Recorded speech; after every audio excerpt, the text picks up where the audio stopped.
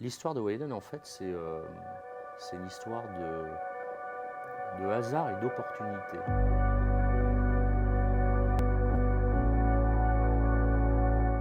J'ai finalement intégré l'aventure Wayden très tôt, après la genèse de Wayden. En 2014, après de nombreux échanges avec Benoît durant Tisness, que j'avais rencontré quelques années auparavant, un peu par hasard d'ailleurs, puisque nous étions à l'époque concurrents.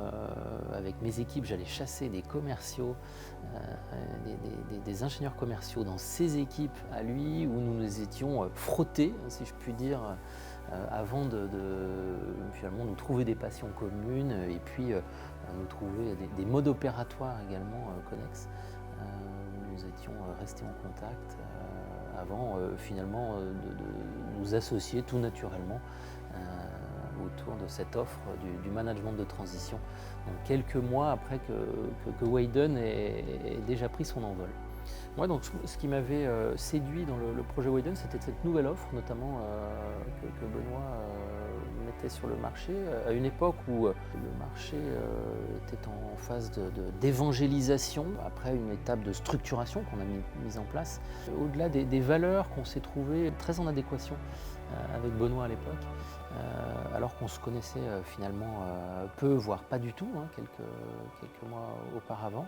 Et le tout congloméré entre ces valeurs, cette nouvelle offre, cette chaîne d'exécution qu'on connaissait bien aussi, toujours très orientée client, et ça c'était quelque chose qui était important pour moi, a fini de me convaincre et de me séduire pour poursuivre et développer cette belle aventure de structuration au-delà d'un projet entrepreneurial plus global qui m'attirait tout particulièrement. Je pense que voilà, cette rencontre, comme toujours, c'est une histoire de rencontre entre des hommes et des femmes, surtout dans ces offres au service des clients, et c'est quelque chose qui a terminé de me séduire.